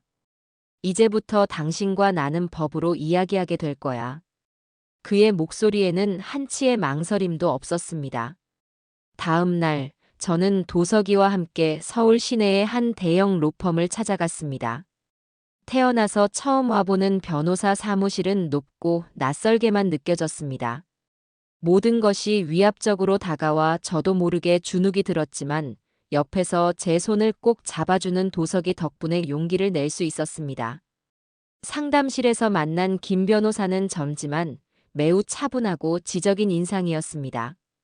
그는 저희가 내민 아들의 일기장과 편지, 그리고 통장들을 꼼꼼하게 검토하기 시작했습니다. 시간이 흐를수록 그의 표정은 점점 더 굳어졌습니다. 일기장을 모두 읽고 난 그는 안경을 벗어 테이블에 내려놓으며 깊은 한숨을 내쉬었습니다. 정말 안타깝습니다. 고인이 살아생전 얼마나 큰 고통을 겪으셨을지 감히 짐작조차 하기 어렵군요. 김 변호사는 진심으로 위로의 말을 건넸습니다. 그리고는 곧바로 변호사로서의 냉철한 얼굴로 돌아와 저희가 앞으로 어떻게 싸워야 할지에 대해 명확하게 설명해주기 시작했습니다. 어머님, 이 일기장과 편지는 아주 강력한 증거가 될 겁니다. 고인의 아내는 혼인 파탄에 주된 책임이 있는 유책 배우자에 해당하며 이는 상속 재산 분할 소송에서 저희에게 매우 유리하게 작용할 겁니다. 특히 고인이 특정하여 어머님과 아들에게 남긴 이 비자금은 상대방이 함부로 권리를 주장할 수 없도록 방어할 수 있습니다. 그럼 도현이가 남긴 돈을 지킬 수 있다는 말씀이신가요? 물론입니다. 그뿐만이 아닙니다. 아파트의 지분 역시 저희가 상당 부분 가져올 수 있습니다. 상대방의 기여도는 거의 없다는 점, 그리고 혼인 기간 동안 고인에게 행했던 부당한 대우 등을 집중적으로 부각할 겁니다. 사망보험금의 경우 법정 상속인에게 지급되는 것이 원칙이지만 이 부분 역시 상대방의 귀책 사유를 들어 저희 쪽으로 최대한 유리하게 조정을 이끌어낼 수 있습니다. 김 변호사의 논리정연한 설명에 저는 어둠 속에서 한 줄기 빛을 본 기분이었습니다. 그저 억울하고 분하기만 했는데 법이라는 무기를 통해 제 아들의 마지막을 지켜줄 수 있다는 희망이 생겼습니다. 그리고 한 가지 더. 김 변호사는 말을 이었습니다. 조카분의 양육권 문제도 제기할 수 있습니다. 일기장의 내용으로 미루어 보아 상대방은 아이의 어머니로서의 자격이 심히 의심됩니다. 고인이 아팠을 때 남편을 방치했던 것처럼 아이에게도 정서적, 물질적 학대를 가했을 가능성이 있습니다. 이 부분은 저희가 추가적인 증거를 확보하여 양육권을 어머님과 삼촌인 박도석 선생님께로 가져오는 방안을 적극적으로 검토해 봐야 합니다. 준서. 제 손주의 얼굴이 떠올랐습니다. 아비 잃은 것도 서러운데 저런 모진 어미 밑에서 자라게 할 수는 없었습니다. 저는 고개를 끄덕였습니다. 네, 변호사님. 우리 준서, 제가 꼭 지키고 싶습니다. 상담을 마치고 나오는 길, 제 발걸음은 들어갈 때와는 비교할 수 없을 만큼 가벼웠습니다. 두렵고 막막하기만 했던 싸움에 든든한 아군이 생긴 기분이었습니다. 도석이는 그런 제 마음을 알았는지 제 어깨를 감싸며 말했습니다. 어머니, 이제 걱정하지 마세요. 모든 건 제가 알아서 하겠습니다. 어머니는 그냥 편히 마음만 먹고 계세요. 며칠 후 유전자 검사 결과가 나왔습니다. 결과는 당연하게도 99.99% 친자 관계가 성립한다는 내용이었습니다. 저는 그 종이 한 장을 들고 30년의 세월을 보상받은 듯한 기분에 한참을 울었습니다. 이제 도석이는 법적으로도 세상 누구 앞에서도 제 아들이라고 당당하게 말할 수 있게 된 것입니다. 그날 저녁, 저는 유전자 검사 결과지를 들고 미수에게 갔습니다. 미수는 결과를 보고도 눈 하나 깜짝하지 않았습니다. 오히려 비웃음을 흘리며 말했습니다. 그래서 뭐예요? 친아들이면 뭐 어쩔 건데요? 죽은 박도현 씨 재산이랑 저 사람이 무슨 상관인데요? 상속 1순위는 배우자인 저랑 아들인 준서예요. 법도 모르세요? 그녀는 여전히 자신의 법적 권리만을 굳게 믿고 있었습니다. 자신이 저지른 짓이 어떤 결과를 초래할지에 대해서는 조금도 생각하지 못하는 듯 했습니다. 그 오만하고 무지한 태도가 저를 더욱 분노하게 만들었습니다. 그래. 법대로 하자꾸나. 누가 웃고 누가 울게 될지 끝까지 한번 해보자. 저는 더 이상 미수와 말을 섞지 않았습니다. 말이 통하지 않는 상대에게 감정을 소비할 필요가 없었습니다. 모든 것은 변호사가 그리고 법이 알아서 해줄 것이었습니다. 그날 이후 도석과 김 변호사는 본격적으로 증거 수집에 나섰습니다. 아들의 일기장에 언급된 날짜를 기준으로 미수의 카드 사용 내역과 은행 거래 내역을 확보했습니다. 아니나 다를까 아들이 병원에서 고통스러워하던 날 미수는 백화점 명품관에서 수백만 원을 결제했고 피부과와 고급 에스테틱에서 거액을 사용한 기록이 고스란히 남아 있었습니다. 심지어 아들의 병원비로 입금된 돈의 일부가 당일 미수의 개인 계좌로 이체된 기록까지 발견되었습니다. 그것은 명백한 횡령의 증거였습니다. 저 또한 가만히 있지 않았습니다. 아들이 살아있을 때 제게 몰래 건네주며 엄마 혹시 모르니 가지고 있어라고 말했던 병원비 영수증들을 모두 찾아냈습니다. 미수가 병원비를 냈다고 주장하는 날짜와 실제로는 제가 아들의 돈으로 수납한 영수증의 날짜가 일치하는 것들이 여러 개 있었습니다. 그것들은 미수의 거짓말을 증명할 중요한 자료가 되었습니다. 도석이는 아파트 주변 이웃들을 찾아다니며 증언을 확보하기도 했습니다. 처음에는 다들 가정사에 끼어들기 싫다며 꺼려했지만 도석이의 진심 어린 설득과 죽은 도현의 억울한 사연을 듣고는 하나둘씩 입을 열기 시작했습니다. 맨날 밤마다 고성이 오갔어요. 여자가 남자한테 돈도 못 버는 병신이라고 소리 지르는 걸 몇 번이나 들었다니까요. 아이가 아파서 우는데도 엄마는 본체만 체하고 화장하고 나가더라고요. 애가 불쌍해서 우리가 대신 돌봐준 적도 몇 번 있어요. 이웃들의 증언은 하나같이 미수에게 불리한 것들이었습니다. 그녀는 밖에서는 교양 있는 척, 상냥한 척 행동했지만 집 안에서의 모습은 완전히 다른 사람이었던 것입니다. 모든 증거들이 하나씩 모여 거대한 산을 이루어갔습니다. 그것은 미수가 결코 빠져나갈 수 없는 진실의 감옥이었습니다. 저희는 모든 준비를 마쳤습니다. 변호사는 미수 측에 내용 증명을 발송했고 조만간 법원에서 소장이 전달될 것이라고 했습니다. 이제 남은 것은 최후의 심판뿐이었습니다. 저는 매일 밤 아들의 사진을 보며 기도했습니다. 도현아, 조금만 기다려라. 이 엄마가 그리고 네 동생이 너의 억울함을 모두 풀어주고 악한 자가 반드시 벌을 받는다는 것을 똑똑히 보여주마. 하늘에서 편히 지켜보고 있으렴. 복수의 칼날은 잘 벼려졌고 이제 그 칼날이 향할 곳은 단 한 사람, 윤미수뿐이었습니다. 그녀가 자신의 거짓과 탐욕으로 쌓아 올린 성이 무너져 내리는 것을 저는 제 눈으로 똑똑히 지켜볼 것이었습니다. 며칠 후 김 변호사에게서 연락이 왔습니다. 미수 측 변호사로부터 소송 대신 합의를 위한 자리를 만들고 싶다는 제안이 들어왔다고 했습니다. 아마도 저희가 가진 증거의 무게를 짐작하고 재판까지 가는 것이 불리하다고 판단한 모양이었습니다. 저희는 그 제안을 받아들이기로 했습니다. 법정의 차가운 판결문보다 제 아들이 마지막을 보냈던 바로 그 집에서 미수의 얼굴을 마주하고 그녀의 죄를 직접 심판하고 싶었습니다. 약속한 날, 저는 도석이와 김 변호사와 함께 집으로 향했습니다.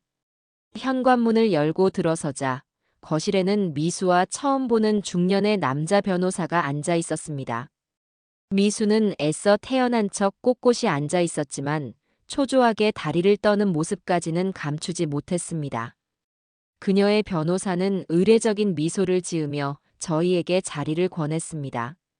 거실 테이블을 사이에 두고 양측이 마주 앉았습니다. 창밖은 화창했지만 집안의 공기는 금방이라도 폭풍우가 몰아칠 것처럼 무겁고 축축했습니다. 잠시 어색한 침묵이 흐른 뒤 미수 측 변호사가 먼저 서류 가방을 열며 입을 열었습니다. 이렇게 어려운 자리에 함께해 주셔서 감사합니다. 고인이 되신 박도현 씨의 명복을 빌며 남은 가족분들께도 깊은 위로의 말씀을 전합니다. 그는 형식적인 위로를 건넨 뒤 곧바로 본론으로 들어갔습니다. 저희 의뢰인 윤미수 씨의 입장은 명확합니다. 법적으로 고인의 제1순위 상속인은 배우자와 직계비속인 아들 박준서 군입니다. 따라서 아파트와 예금, 그리고 사망보험금을 포함한 모든 유산은 법이 정한 비율에 따라 윤미수 씨와 아들에게 상속되는 것이 마땅합니다. 물론 어머님의 기여분을 전혀 고려하지 않겠다는 것은 아닙니다. 도의적인 차원에서 현재 거주하시는 아파트의 시세 일부를 위자료 명목으로 지급할 용의가 있습니다. 그의 말은 정중했지만 그 내용은 오만하기 짝이 없었습니다.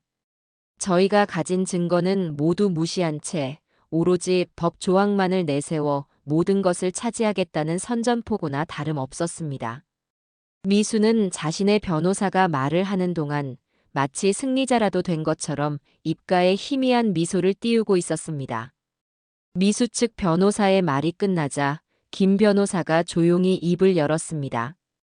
그의 목소리는 차분했지만 그 안에는 서늘한 칼날이 숨겨져 있었습니다. 말씀 잘 들었습니다, 변호사님. 법이 정한 원칙에 대해서는 저 역시 이견이 없습니다. 하지만 법은 그 원칙이 적용될 수 없는 예외적인 상황 또한 규정하고 있지요. 예를 들면 혼인관계를 파탄에 이르게 한 유책 배우자나 피상속인에게 심히 부당한 대우를 한 상속인의 경우 말입니다. 김 변호사의 말에 미수의 얼굴이 순간 굳어졌습니다. 미수 측 변호사 역시 표정이 미묘하게 변했습니다. 지금부터 저희가 왜 이 자리에 앉아 있는지 그 이유를 하나씩 설명해 드리겠습니다. 김 변호사는 서류 가방에서 첫 번째 자료 뭉치를 꺼내 테이블 위에 올려놓았습니다. 그것은 아파트 이웃들의 증언을 녹취하고 정리한 파일이었습니다. 먼저 윤미수 씨의 평소 행실에 대한 자료입니다. 여러 이웃들의 증언에 따르면 윤미수 씨는 고인이 되신 박도현 씨에게 상습적으로 폭언을 일삼았으며 돈도 못 버는 병신, 쓸모없는 인간 등의 모욕적인 발언으로 고인의 인격을 짓밟았습니다. 또한 아들인 박준서 군을 제대로 돌보지 않고 방치한 정황도 다수 발견되었습니다. 이것은 명백한 정서적 학대에 해당합니다. 그건 이웃들이 뭘 잘 모르고 하는 소리예요. 부부싸움은 칼로 물베기라잖아요. 그리고 내가 내 아들 키우는 방식에 왜 남들이 감나라 배나라 해요? 미수가 당황하며 소리쳤지만 김 변호사는 눈 하나 깜짝하지 않고 다음 서류 뭉치를 꺼내 들었습니다. 알겠습니다. 부부 사이의 일이라고 하시니 이번에는 누구도 부인할 수 없는 객관적인 자료를 보여드리죠. 테이블 위에 펼쳐진 것은 미수의 수년간의 카드 사용 내역서와 은행 거래 내역이었습니다. 김 변호사는 그중 몇 장을 집어들고 아들의 일기장과 나란히 펼쳐 보였습니다. 자, 여기를 보시죠. X년 X월 X일, 고인의 일기장에는 이렇게 적혀 있습니다. 열이 40도까지 올랐다. 숨쉬기가 힘들다. 미수에게 병원에 데려다 달라고 했지만 친구와 선약이 있다며 나가버렸다. 그런데 같은 날 윤미수 씨의 카드 결제 내역입니다. 강남의 한 백화점 명품관에서 700만 원 상당의 가방을 구매하셨군요. 남편이 사경을 헤매는 날 아주 중요한 선약이셨나 봅니다. 미수의 얼굴이 하얗게 질리기 시작했습니다. 그녀의 변호사 역시 당황한 기색이 역력했습니다. 또 다른 날을 볼까요? X년 X월 X일. 일기장에는 병원비가 없어 다음 달 월급날까지 버텨야 한다. 고통스럽다고 적혀 있습니다. 그런데 바로 그날 윤미수 씨는 고급 피부과에서 200만 원짜리 시술을 결제하셨습니다. 남편의 병원비는 없었지만 본인의 피부를 관리할 돈은 있으셨던 모양입니다. 김 변호사는 마치 칼로 살을 발라내듯 미수의 위선을 하나씩 벗겨냈습니다. 아들이 아파서 입원했던 날 미수는 친구들과 해외여행을 떠났습니다. 아들이 수술을 앞두고 있던 날 미수는 골프장에서 지인들과 어울렸습니다. 일기장의 모든 고통의 기록 옆에는 미수의 사치스러운 향락의 기록이 나란히 붙어 있었습니다. 이건 사생활 침해야. 어떻게 내 카드 내역을 마음대로.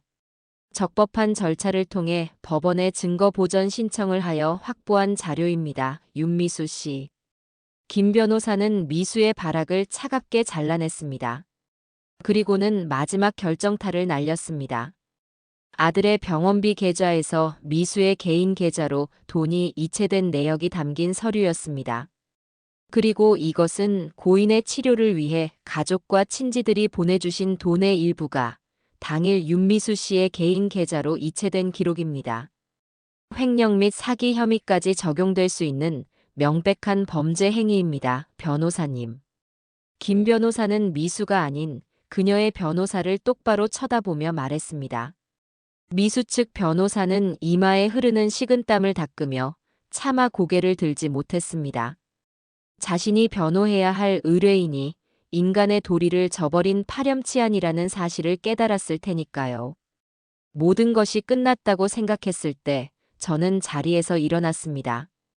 저는 떨리는 손으로 아들의 일기장을 집어들었습니다. 그리고는 미수의 눈을 똑바로 쳐다보며 아들이 저에게 남긴 마지막 편지의 한 구절을 읽어내려가기 시작했습니다. 제 목소리는 작았지만 거실 안의 모든 사람들의 귀에 똑똑히 박힐 만큼 단단했습니다. 어머니, 죄송해요. 제가 너무 약해서 못난 아들이라서 정말 죄송합니다. 제 목소리가 울려 퍼지자 미수는 고개를 푹 숙였습니다. 제가 밤새 기침을 하며 고통스러워할 때 미수는 귀찮다며 다른 방으로 건너가 잠을 잤습니다. 병원에 가야 한다고 말하면 돈도 못 버는 게 병원 갈 생각만 한다며 면박을 주었고 제 병원비로 자신의 명품 가방을 사고 친구들과 해외여행을 다녀왔습니다. 한 문장 읽어 내려갈 때마다 제 아들이 겪었을 고통과 외로움이 제 심장을 후벼 파는 듯 했습니다. 하지만 저는 울지 않았습니다. 눈물을 흘리는 것조차 제 아들에게 미안했기 때문입니다. 사랑합니다, 어머니. 다음 생에는 꼭 건강한 아들로 태어나서 평생 어머니 호강시켜 드릴게요. 마지막 문장을 읽고 일기장을 덮었을 때 거실은 완전한 침묵에 휩싸였습니다. 그 침묵을 깬 것은 미수 측 변호사의 깊은 한숨 소리였습니다. 그는 더 이상 변호를 할 의지가 없다는 듯 모든 것을 포기한 표정으로 의자에 깊숙이 몸을 기댔습니다. 모든 것이 끝났습니다. 미수는 완전히 무너져 내렸습니다. 그녀는 고개를 숙인 채 아이처럼 엉엉 울기 시작했습니다. 하지만 그 눈물에 동정심을 느끼는 사람은 아무도 없었습니다. 그것은 반성의 눈물이 아닌 모든 것을 잃게 된 자신의 처지에 대한 서러움의 눈물이라는 것을 모두가 알고 있었으니까요. 내가 잘못했어. 어머니, 제가 잘못했어요. 미수는 바닥에 엎드려 제 다리를 붙잡고 애원하기 시작했습니다. 하지만 저는 차갑게 그녀를 내려다볼 뿐이었습니다. 이미 늦었습니다. 제 아들이 차가운 땅 속에 묻힌 그 순간, 그녀가 용서받을 수 있는 기회는 영원히 사라져버린 것입니다. 저는 아들의 마지막을 지켰다는 생각에 조용히 눈을 감았습니다. 아들의 웃는 얼굴이 눈꺼풀 위로 아른거리는 듯 했습니다. 그날의 합의는 결렬되었습니다. 아니, 합의 자체가 불가능했습니다. 모든 진실이 드러난 이상 미수 측이 내세울 수 있는 카드는 아무것도 없었습니다. 그녀의 변호사는 망연자실한 표정으로 자신의 의뢰인을 데리고 도망치듯 집을 빠져나갔습니다. 거실에는 승리의 환호 대신 무거운 침묵과 허탈함만이 남았습니다. 제 아들의 목숨값으로 얻어낸 너무나도 서글픈 승리였습니다. 이후의 과정은 일사천리로 진행되었습니다. 저희는 곧바로 이혼 및 재산분할 청구 소송을 제기했습니다. 물론 도현이가 이미 세상을 떠났기에 이혼은 불가능했지만 혼인 파탄의 책임이 전적으로 미수에게 있다는 것을 법적으로 인정받기 위한 절차였습니다. 재판은 길지 않았습니다. 김 변호사가 제출한 증거들은 너무나도 명백하고 강력해서 미수 측은 제대로 된 반박조차 하지 못했습니다. 결국 법원은 저희의 손을 들어주었습니다. 판결문에는 미수가 혼인 기간 동안 배우자로서의 의무를 현저히 게을리하고 고인에게 심각한 정신적, 육체적 고통을 안겨주었음이 명시되었습니다. 그녀는 유책 배우자로 인정되었고 재산 분할에서 철저하게 불리한 판결을 받았습니다. 아들의 사망보험금은 법적으로 배우자와 아들 준서에게 돌아가는 것이 맞았지만 법원은 이례적으로 기여분을 인정하여 저와 도석에게도 상당 부분 권리가 있음을 인정했습니다. 도현이가 남긴 비자금은 당연히 전액 저와 준서의 몫이 되었고 아파트 역시 제 명의로 돌려놓을 수 있었습니다. 미수는 법적으로 보장된 최소한의 몫과 자신이 그동안 사들였던 명품 가방 몇 개, 그리고 카드빚만 떠안은 채 빈털터리로 쫓겨나게 되었습니다. 소송이 진행되는 동안 미수의 만행은 친척들과 지인들 사이에 삽시간에 퍼져나갔습니다. 처음에는 제 말을 믿지 않던 사람들도 명백한 증거와 법원의 판결을 보고는 경악을 금치 못했습니다. 그녀는 순식간에 주변의 모든 사람을 잃었습니다. 함께 쇼핑을 즐기던 친구들은 그녀의 전화를 피했고 그녀를 현모양처라며 칭찬하던 시댁 식구들은 그녀에게 등을 돌렸습니다. 그녀는 완벽하게 사회적으로 고립되었습니다. 가장 중요한 문제가 남아 있었습니다. 바로 손주, 준서의 양육권이었습니다. 미수는 마지막 발악처럼 준서에 대한 친권을 주장했습니다. 하지만 저희는 그녀가 아이를 방치하고 학대했다는 이웃들의 증언과 그녀의 불안정한 경제 상황 등을 근거로 강력하게 반박했습니다. 가정법원에서 열린 면접 조사 날 판사님은 준서에게 조용히 물었습니다. 준서야, 누구랑 살고 싶니? 어린아이에게는 너무나도 가혹한 질문이었습니다. 저는 차마 준서의 얼굴을 쳐다볼 수 없었습니다. 미수는 애처로운 표정으로 준서를 바라보며 입모양으로 엄마라고 속삭였습니다. 하지만 준서는 잠시 망설이더니 제 뒤로 와락 숨으며 작은 목소리로 말했습니다. 할머니랑 작은 아빠랑 살래요. 아이의 그 한마디에 법정 안의 모든 것이 결정되었습니다. 아이의 눈은 정확했습니다. 누가 자신을 진심으로 사랑하고 아껴주는지를 어린 마음으로도 똑똑히 알고 있었던 것입니다. 결국 법원은 저와 삼촌인 도석을 준서의 공동 양육권자로 지정했습니다. 미수에게는 한 달에 2번 정해진 시간에만 아이를 만날 수 있는 면접 교섭권만이 주어졌습니다.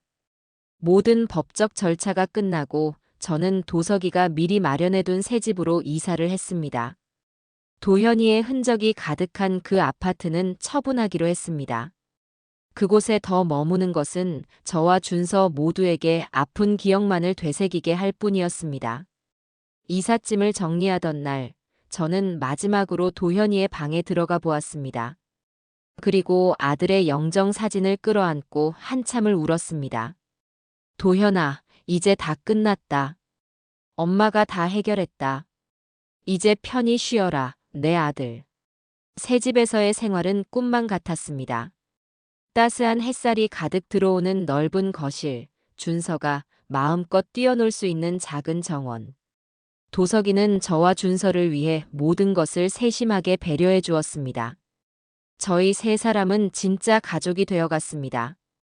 준서는 도석을 작은 아빠라고 부르며 친아빠처럼 따랐고, 도석이 역시 준서를 조카 이상의 애정으로 품어주었습니다. 저는 매일 아침 두 사람이 함께 웃고 장난치는 모습을 보며 감사 기도를 올렸습니다. 그러던 어느 날 오후였습니다. 초인종이 울려 문을 열어보니 그 앞에는 믿을 수 없을 만큼 초췌하고 마른 모습의 미수가 서 있었습니다. 그녀는 예전에 입던 화려한 옷 대신 낡고 허름한 옷을 입고 있었습니다. 저를 보자마자 그녀는 덥석 무릎을 꿇었습니다. 어머니, 제가 잘못했어요. 한 번만 용서해 주세요. 그녀는 눈물 콧물을 쏟아내며 제게 매달렸습니다. 하지만 저는 아무런 감정도 느껴지지 않았습니다. 준서 얼굴 한 번만 보게 해주세요. 그리고 돈 좀 빌려주세요. 지금 당장 지낼 곳도 없어요. 며칠만이라도 좋으니 이 집에서 지내게 해주세요. 그녀의 마지막 목적은 결국 돈이었습니다. 저는 말없이 그녀를 내려다보았습니다. 그리고는 조용히 뒤로 물러서서 문을 닫았습니다. 철컥 하고 잠금 장치가 걸리는 소리가 그녀와 저 사이의 모든 인연을 끊어내는 소리처럼 들렸습니다. 문 밖에서 미수의 절규와 욕설이 한참 동안 들려왔습니다. 하지만 저는 더 이상 흔들리지 않았습니다. 동정심은 사람에게 베푸는 것입니다. 저는 그녀를 더 이상 사람으로 여기지 않기로 했습니다. 그것이 제 아들을 위한, 그리고 남은 제 가족을 위한 최선의 선택이었습니다. 그녀의 소리가 점점 멀어지고 집안에 다시 평화가 찾아왔을 때, 저는 비로소 제 아들의 죽음으로부터, 그리고 지독했던 과거로부터 완전히 자유로워졌음을 느꼈습니다. 미수가 다녀간 후, 제 마음은 오히려 더 단단하고 평온해졌습니다. 마지막까지 남아있던 미련의 찌꺼기마저 그날의 닫힌 문과 함께 사라져버린 기분이었습니다. 며칠 뒤 맑게 갠 가을날, 저희 세 사람은 도현이를 만나러 갔습니다. 도석이가 운전하는 차를 타고 가는 동안 준서는 창밖을 보며 신나게 제잘거렸고, 저는 그런 아이의 머리를 쓰다듬으며 조용히 창밖 풍경을 바라보았습니다. 이제는 눈물을 흘리지 않고도 아들이 좋아했던 풍경들을 온전히 눈에 담을 수 있게 되었습니다. 납골당에 도착해 아들의 사진 앞에 섰습니다. 여전히 환하게 웃고 있는 아들의 얼굴. 저는 준비해간 국화꽃 한 다발을 내려놓고 아들의 사진을 부드러운 손수건으로 정성껏 닦아주었습니다. 도현아, 엄마 왔다. 그리고 네 동생 도석이도 함께 왔어. 제 말에 옆에 서 있던 도석이가 조용히 한 걸음 다가섰습니다. 그는 30년 만에 마주하는 형의 얼굴을 한참 동안 말없이 바라보았습니다. 그의 눈시울이 붉게 물들어 있었습니다. 형, 나 도석이야. 너무 늦게 와서 미안해. 형이 그렇게 힘들 때 옆에 있어주지 못해서 정말 미안해. 도석이는 끝내 고개를 숙이고 어깨를 들썩였습니다. 저는 그런 아들의 등을 가만히 쓸어주었습니다.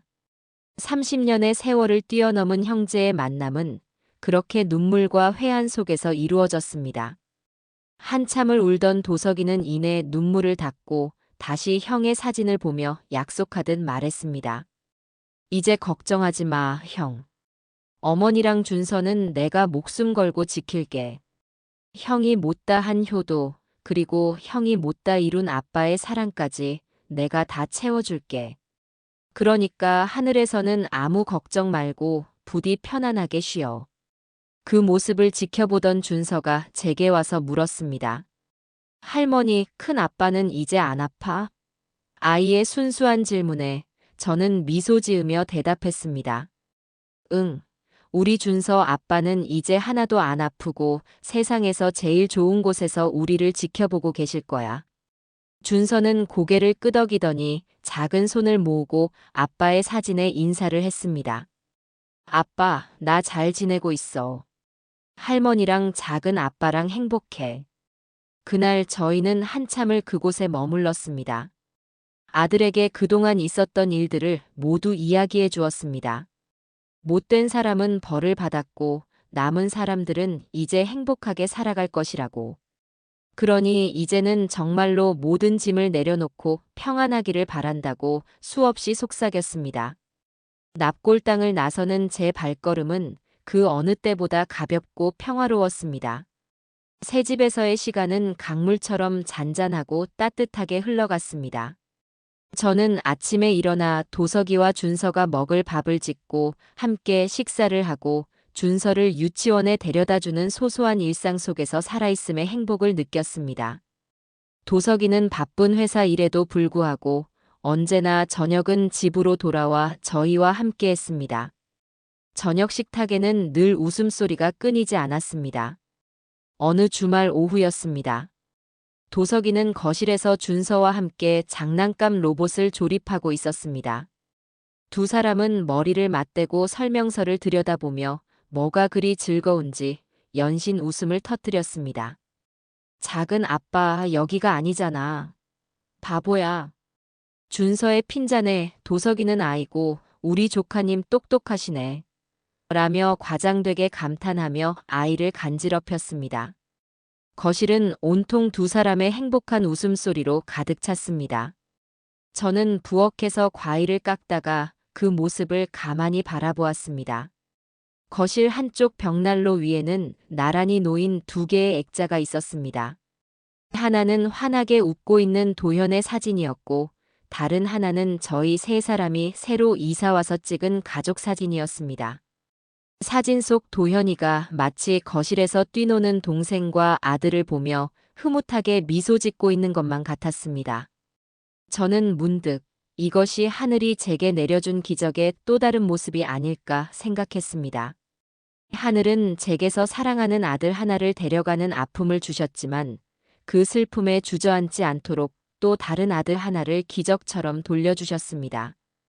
그리고 제게서 남편을 앗아간 며느리를 통해 인간에 대한 절망을 느끼게 하셨지만 동시에 제 곁을 지켜주는 든든한 아들과 순수한 손주를 통해 사람에 대한 희망을 다시 품게 하셨습니다. 슬픔과 기쁨은 언제나 그렇게 함께 오는 것인지도 모릅니다. 소중한 것을 잃고 나서야 곁에 남은 것들의 소중함을 더 깊이 깨닫게 되는 것처럼요. 과일을 담은 접시를 들고 거실로 나가자 준서가 달려와 제 품에 안겼습니다. 할머니, 이거 작은 아빠랑 내가 만든 거야. 멋있지?